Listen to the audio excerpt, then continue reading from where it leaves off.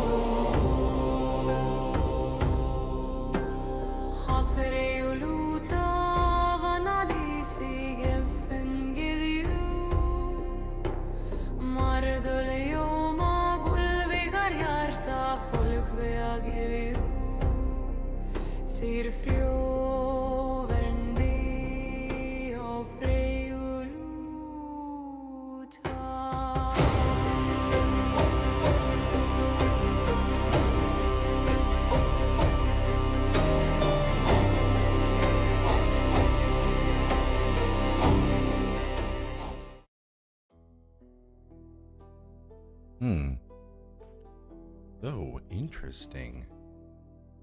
I have not been able to put this thing down. Like, wow. Can't believe they said that. Oh, hello there. Didn't see you there. Just reading through the latest issue of Aduna. Once again. As if I never stopped from last night. Good morning, everyone. Welcome to your non-regular Sunday morning, also through Heathen Norse Pagan prayer service.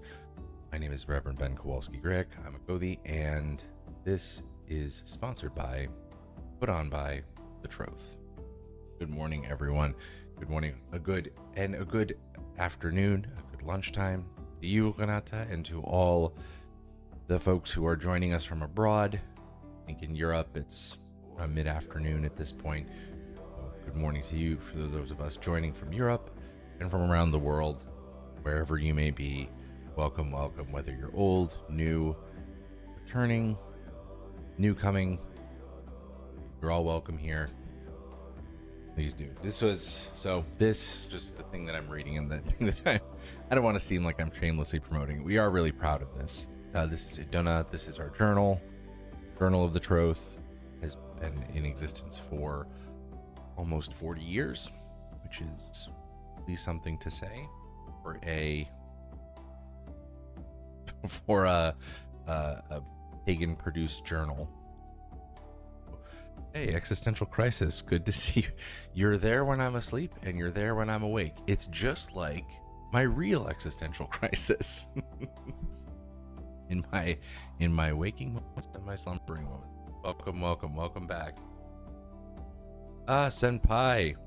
Oh, good evening from Asia. Senpai, you noticed us. Welcome back.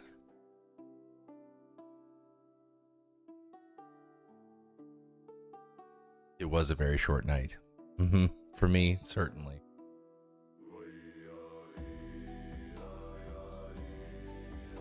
Great to see everybody here.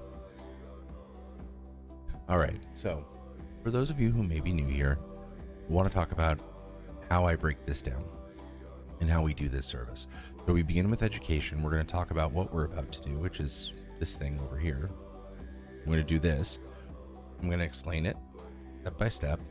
Then we're actually going to do it together. We're actually going to go through the prayer together. Now, I can't see what you're doing, so I'm not going to judge you on form or whether you do everything the exact same way that I'm doing it or say the exact same things that I'm saying. I'm not going to judge you. I'm not going to critique your form. I can't see you. The only access I have to you is the chat. So up to you what you want to do. If you want to follow along, you certainly can. I will have instructions up on the screen for you to follow along, play along at home if you like to. This would be if you've never done Norse Pagan prayer before, or also true prayer before, heathen prayer before, never seen it, never heard of it, never even thought it was possible to do, you will now see one version of it. And I hope it does you some good. And if it is the first time you've ever seen it, I hope that you're able to adapt and adopt it in your own practice for yourself.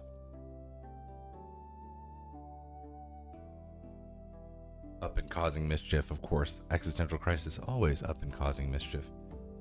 So, the third part is where we're going to get into a Q&A. Usually that's when folks will ask any kinds of questions they have about also through heathenry, Norse paganism. I'm a Gothi. I should be able to answer some of those questions. Also, some people might have questions about the organization that's putting this on, The Troth. I have the honor of serving as president of that organization, so I should be able to answer those questions as well. Now, let's get started.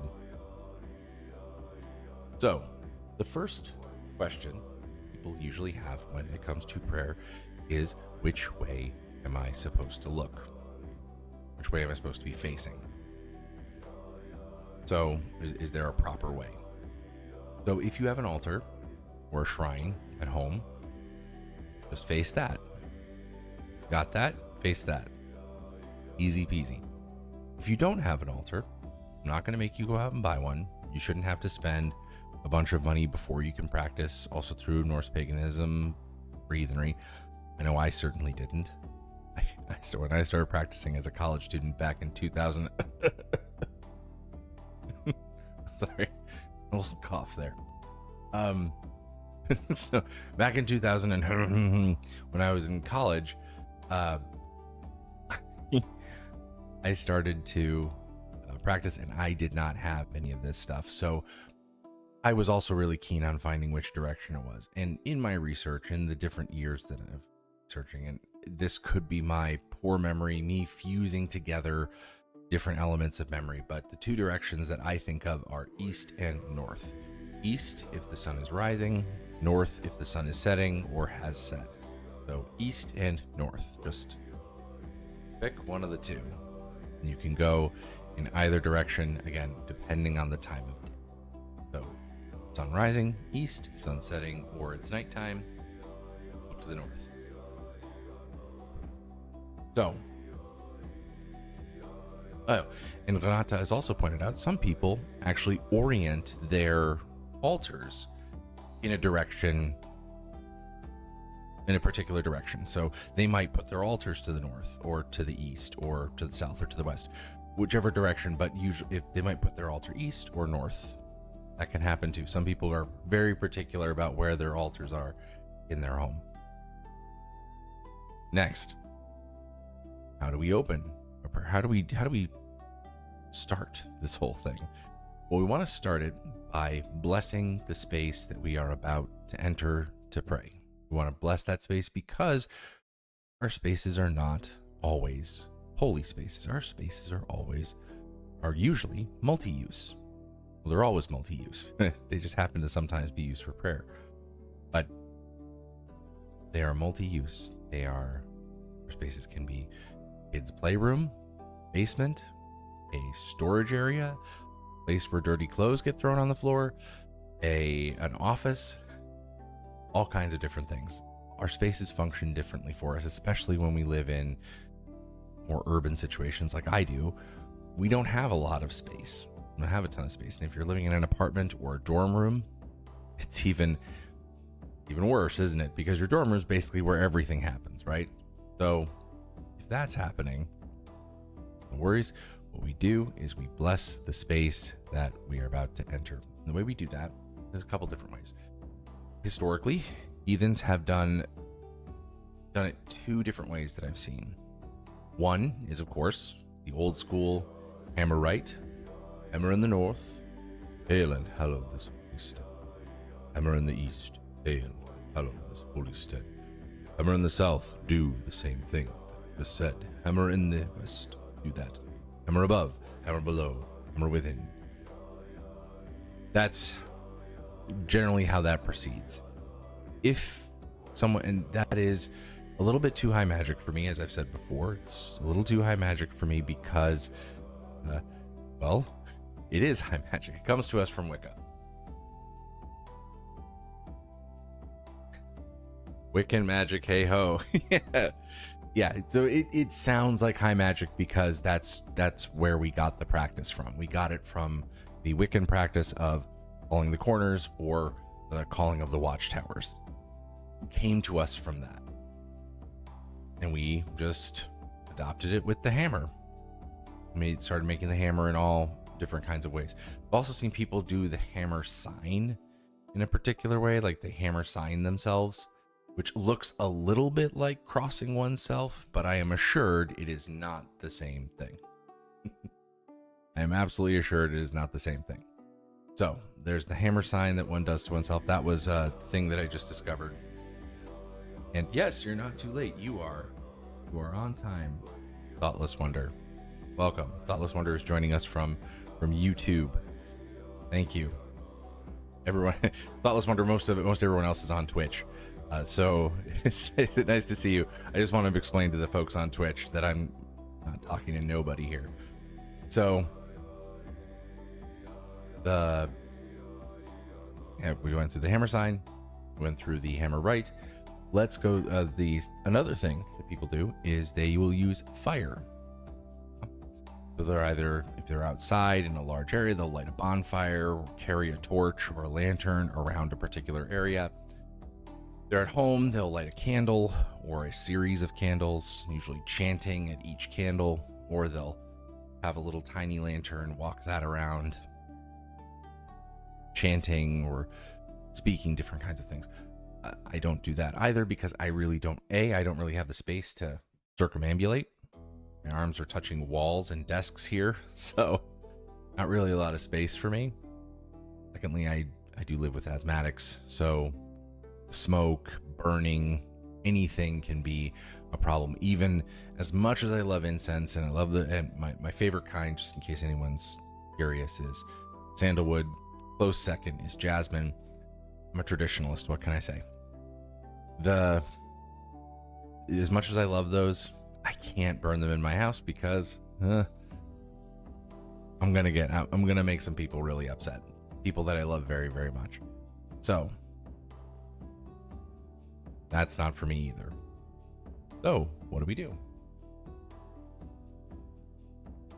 Well, take a tip from our friends from the East.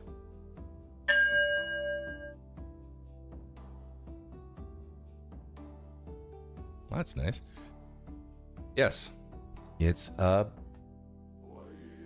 singing bowl or a bell, or if you lack any kind of ringing or dinging implement, you can always clap your hands.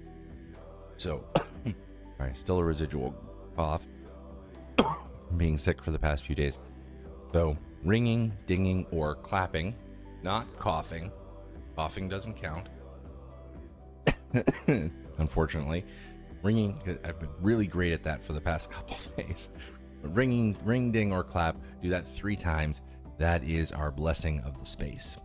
Now, we bow and then enter that space by kneeling. So we bow and then enter the space by kneeling. Then, after we enter the space, we bless ourselves. We bless the space, bless ourselves too. I do that by just touching my hand to my forehead, say, bless my thoughts. My hand to my throat, I say, bless my words. And I extend my hands in front of me and say, bless my deeds. Thoughts, words, deeds. Could not be simpler.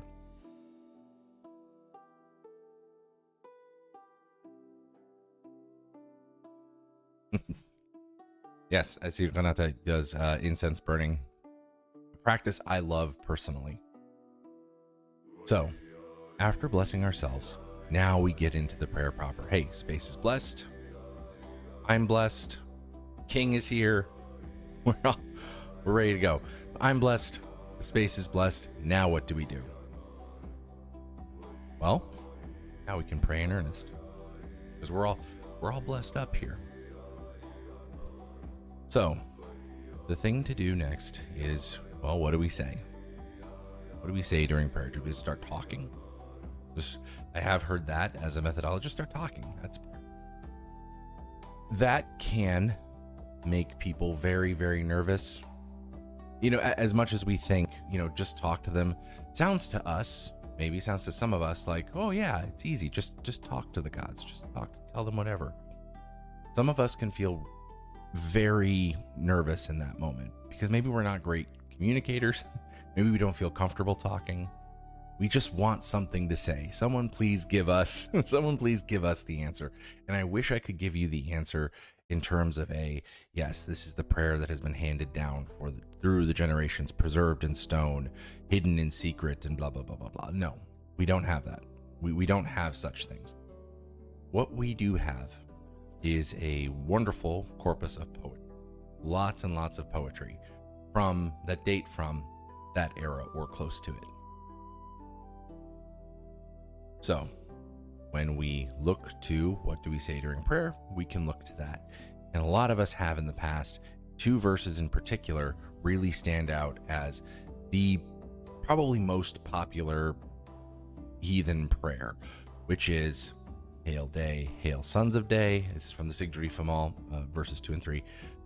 Hail Day, Hail Sons of Day, and Hail the Gods, Hail the Goddesses. So those 2 verses that start that way, those are usually known by most heathens as a prayer. Now, it's not clearly marked as a prayer, It's not clearly said, this is a prayer, and if you are Norse pagan, this is what you say during prayer. It does not say that. It does not mark it that way. However, many of us in the modern day have looked at that and said, hey, that looks an awful lot like a prayer. And an awful lot of us have memorized it and adopted it. I'm the same way. If you haven't memorized it, don't worry. I've also modified it slightly from the original translation to suit myself. So I will have it up on the screen so you can read along. No problem. Oh, existential crisis. I am so glad that you felt better. Hail air. Hail air. Oh, and good morning again to you, Queen. So we got King and Queen. Great. This is great. We just need Duchess to show up, and then we've got the whole royal family. All right. So next, after doing the two verses there, after each verse I'll prostrate. So you'll see me go full face down, hands down, come back up. Next verse, full face down, hands down, come back up. Then we'll get into our free verses. Free verses are verses that we will do to the gods in chat. If you've been here before, you know what time it is. If you have prayer requests this morning, please get them in.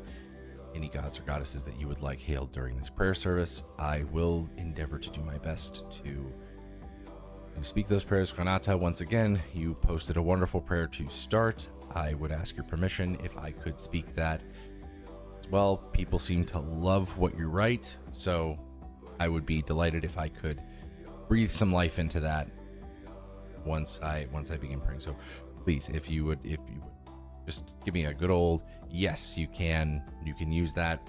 I'd be happy to do it. Yes. Thank you, Renata. So otherwise, if anyone has any gods or goddesses they would like a verse made for, or if you'd like me to read a prayer of yours, just indicate that. Like, could you please, I've written this prayer, could you please say this? Totally okay. I'll do my best to bring life to those words. I can. Once I've done that, once I've completed those once again, prostrating every single time, we will then begin a short meditation, reflection, with, of course, some background ambiance. So we're not in complete silence staring at each other. So we just reflect and we meditate on what we've just done.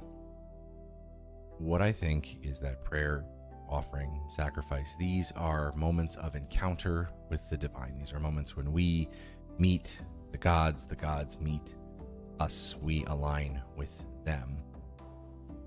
And reflecting on that, thinking about how we take that feeling of connection and relationship and how we bring that out into the world through our thoughts, words, and actions. Doing so by seeking wisdom with thoughts, speaking kindly and truthfully with our words, and doing good and healing deeds with ourselves, with our bodies. So that's the way I like to think of it when I'm doing the meditation. After about 1 to 2 minutes, I'll stand back up, I'll bow twice more, and then we'll get into our Q&A. Simple. All right, let's see what requests we have here. Senpai wants Heimdall to notice him. Well, Heimdall will notice Senpai.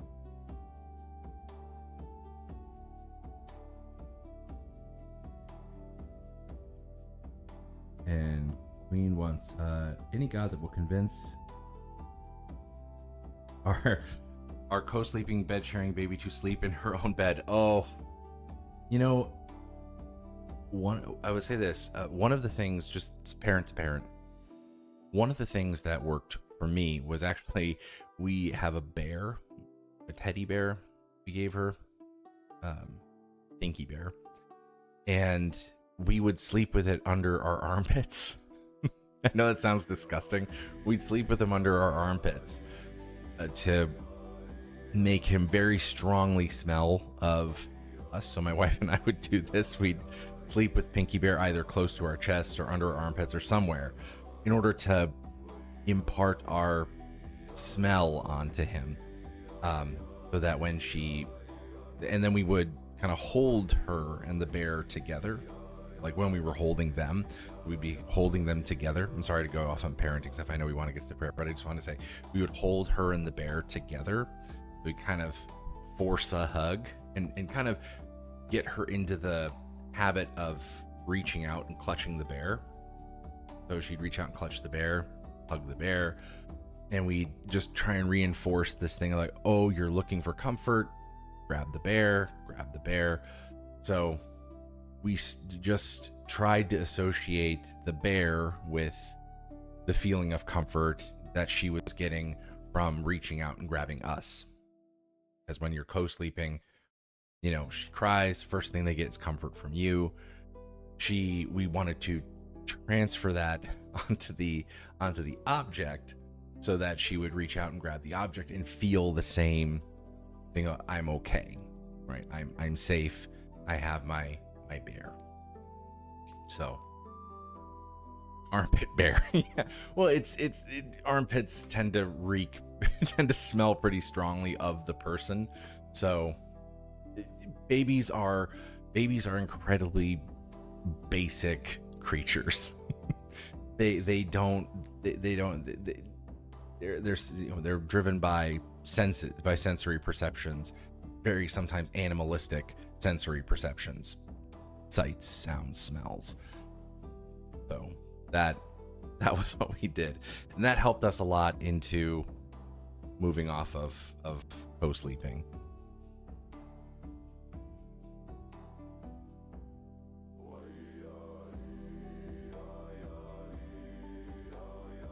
All right, let's see who we got. Let's see who we have in the chat. So we have Heimdall, yep. And you got Frigg, of course.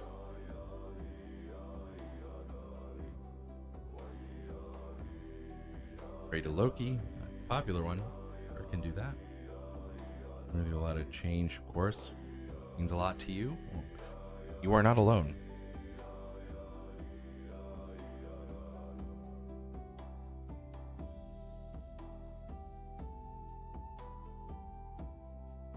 All right, folks, let us begin.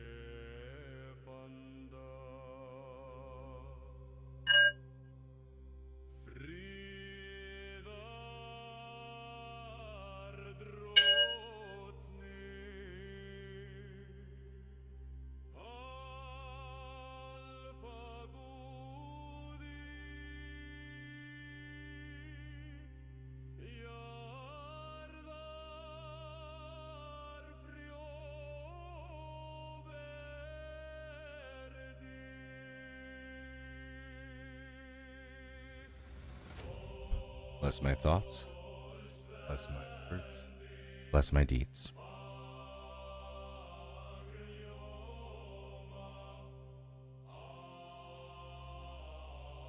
Hail day, hail sons of day,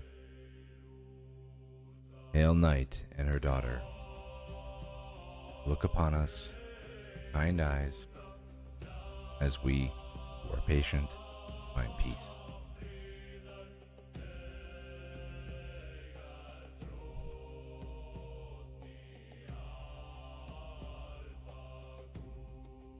Hail the gods, hail the goddesses, hail the ever-giving earth. Bless us with wisdom, kind words, healing hands, lifelong.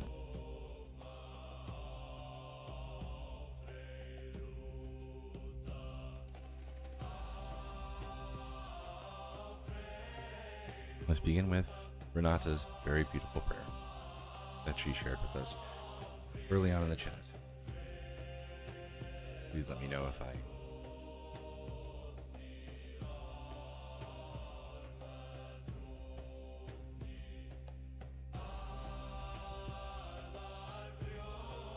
Hail to the God who has the strength to wait to be freed,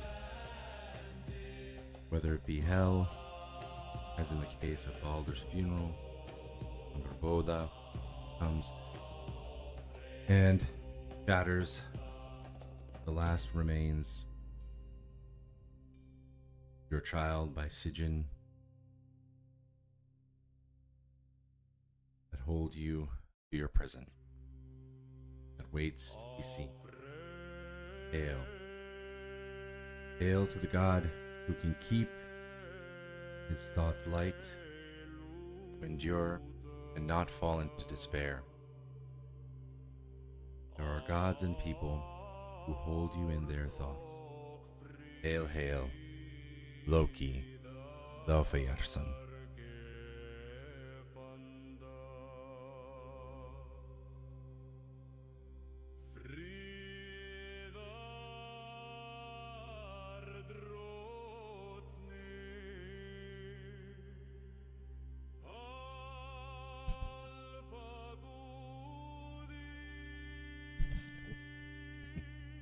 Frigg. Hail Frigg. Hail beloved mother. Hail to the comforter and protector of children. Hail Frigg, blessed mother. Watch over children while they sleep.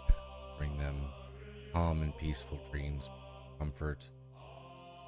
May they sleep peacefully through the night. Parents sleep peacefully through the night. And may they be protected. May they know peace. May they know joy.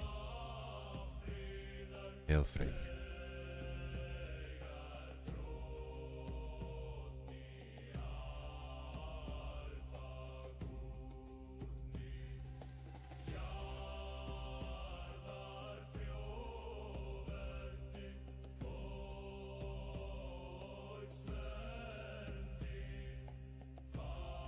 Hail Heimdall.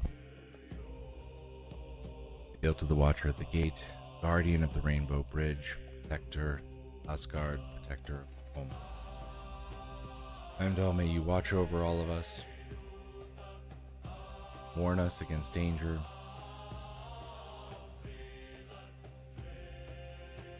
may your bright soul, clear sight, protect and guard us all.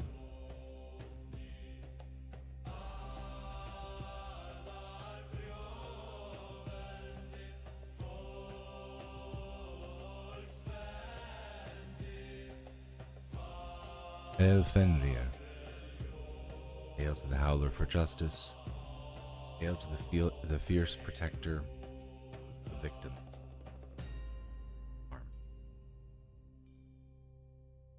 Fenrir, may your fierceness drive away all evil.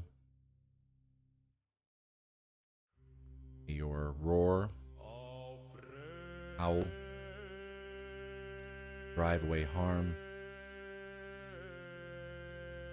May those in your protection come to no harm.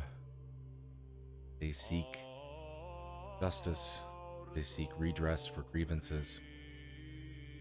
May they know peace. May they know justice.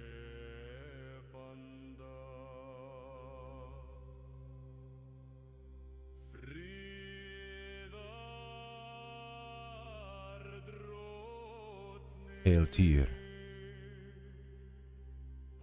Hail to the righteous Lord. Hail to the God of the Thing. Be your help and guide us. Know what is right. Know what is just and fair. Give us the courage to pursue the right cause. Grant us victory. Grant us victory when we pursue righteousness.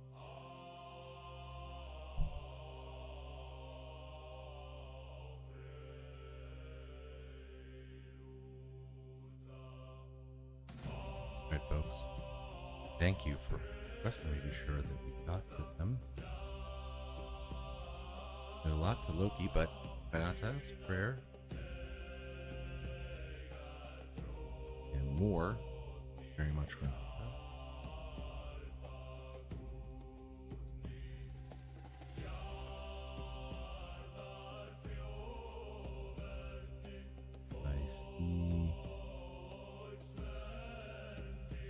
no further. All right, let's begin our meditation. Again, thinking of how to take the divine encounter, the moment that we have the gods, how we can take it from within ourselves out into the world through wisdom, speaking kindly and truthfully towards others, doing good and healing deeds. Let's enjoy the ambiance and meditate on that.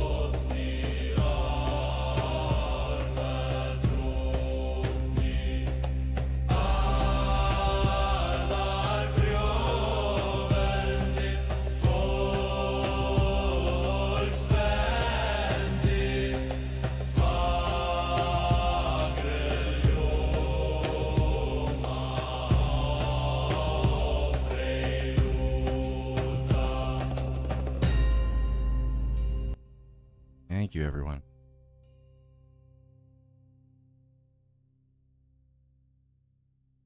Thank you for joining us for that meditation.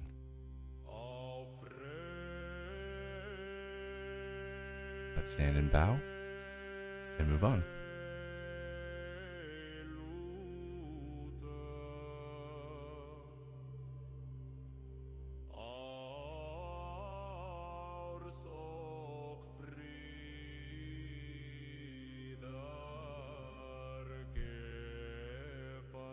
All right.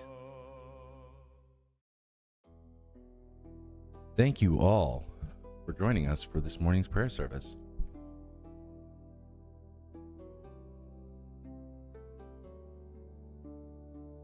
And thank you, Renata, for your wonderful end to the prayer. Thank you very much. Now, it's time for a Q&A. I am here. Is there any questions that you might have? I do see that we had a comment in Facebook saying we do not put our hands together and pray like sheep. Oh boy. Well, then this whole thing about kneeling and prostrating and bowing must really get under your skin. Ooh. You might have wandered into the wrong also through prayer service. I apologize.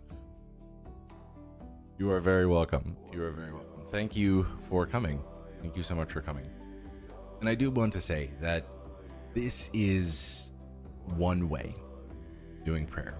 It's the way that I've developed over 20 years of practice and also through, and that's me putting together all the different sources that I've got, that I've read, and not just that, but also just the experiences I've had in the community as well. I mean, being a part of this community for the past 20 plus years. Ooh, that's a long time. But being part of this community for about 20 plus years, you do learn a lot of things and see a lot of things, and you incorporate things into your practice. And this is where I'm at right now. It's been this way for a little while, and I'm happy to share it with people. Kind of where I'm at. Now, are you actually going to be playing Assassin's Creed on Fridays? Oh, I want to. I very much want to. And I probably will start that up soon. That was once again, good intentions on my part, running into horrifying, I wouldn't say the horrifying reality of parenting, but like just the realities of parenting and putting your kid to bed and things like that. And my Friday nights just somehow keep getting booked up. But yes, I do fully intend on doing a Assassin's Creed Valhalla game stream where I just go through and say, oh, that's interesting, or that before, because Assassin's Creed, right, is a game series that very much makes religion a part of the environment, right? It's very much a living part of the environment of the game and a part of the game world. So many people have come to Norse paganism through that game because they liked the experience of the religion that they had in the game, and they were curious about it, you know. So it's not that I want to check it for accuracy. I'm not gonna be going back and trying to check their work or whatever. I'm just gonna try and enjoy it as a work of fiction, and then just give some thoughts as to, oh, this is kind of like what we do today, or I don't think we'd ever do this today, or you don't hear people talk like this anymore. Yeah, thank you, Renata. Thank you. I'm glad this is important. So, I was wondering what your favorite story of the go. My favorite story is, I think, the Havamal. When you look at it as a story, I like it. So I don't look at the Havamal necessarily as a book of advice. I look at the Havamal as a riddle game that's being played by Odin with a host. So it's spoken from Odin's perspective, and it's the story of a old man who shows up to someone's door and only is able to offer wisdom in return for shelter. And then progressively through the story, and you'll notice this if you read back over it, the wisdom that he's imparting onto you starts very, very mundanely, right? It's just, when you go in somewhere, you should look around, be sure that you're safe. You shouldn't speak up too much in the company of others. You don't want to let loose your tongue. Very mundane stuff. But then he starts going into more, what we might say, cosmic wisdom. And then he starts full on going into magic spells. And by that time, you've realized, oh, wait, this old man isn't just some old man. It's Odin, right? It is Odin. So, and also in the story, if you also read between the lines of the Havamal, he's giving you hints as to who he is by telling you what kind of wisdom he knows. He'll say, like, I was drunk once, dead drunk, you know, these stories that you would probably know if you were living back then and had heard all these stories about Odin. This would be somewhat of a refresher course for you, and you'd have probably guessed who he is by the time you get to that poem. So I find the Havamal to be, from a story perspective, very interesting when you look at it that way. The other one is, I think, my another favorite one is the tale of Utgarda-Loki. The tale of Utgarda-Loki and Thor and Loki going to Utgarda-Loki's hall and getting tricked by all the different illusions. I always think that one's really entertaining. I think that's probably the best one for kids, oddly enough. I think that one's a good one. And I also... Saxo. I also kind of like Saxo's some of his tales. The tale of King Frodi, which I thought was really interesting, where King Frodi, especially the end, where Frodi is known as this very wise and good king and provides peace and plenty to all his people and that kind of stuff. But towards the end, he starts to get greedy. He starts to and greed, and it's interesting because it's greed for more of this peace and plenty for all. And what he does is he enslaves these two giants, Fenya and Menya, to his will. And he shouldn't have done that, because I think they had a master who was the sea god, and he took them from him so that they could grind, all this wheat and stuff. They grind all this wheat so it could produce all of this food so that people could eat, so that peace and plenty, right?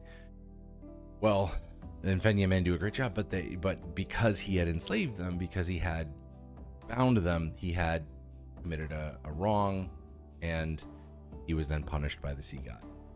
So that's it's interesting to me from a Norse concept of the Norse tales, and especially Saxo, have this very they are moral. They're deeply moral stories, but they're also deeply tragic. And I think one of the things about Norse stories that aren't always actually, no, they're somewhat in Greek as well. Like if we look at the story of Jason and the Argonauts, right? Jason is this big hero, and then eventually he actually turns into this kind of villain. And there's this progression in Norse stories as well, where people begin with very good intentions. Let's say like Sigurd, something. They start with these very good intentions, and then eventually over time, they become these rather more morally complicated characters.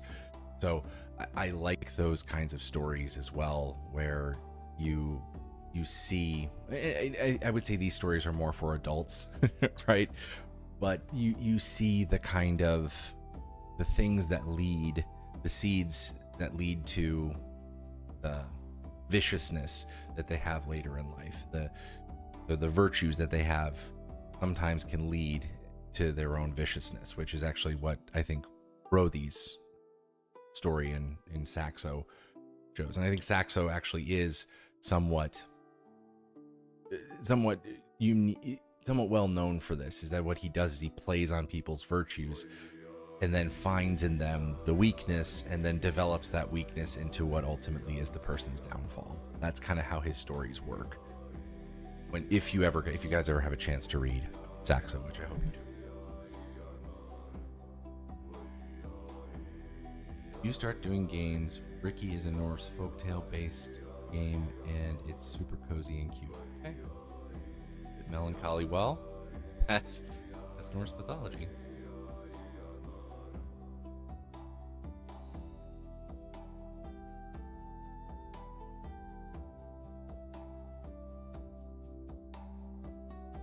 All right. Well, existential crisis has left the building. So thank you guys so much for being a part of this service. Thank you for coming. Thank you for asking questions. And thank you for participating, because participation is what kind of makes this a thing. And we keep doing it. So thank you again, guys, so much for coming. We will be back hopefully next Saturday at 6 a.m. Central, 8:30 p.m. Central. We'll be back and we will see you then. But until then, have a great week. See you next time.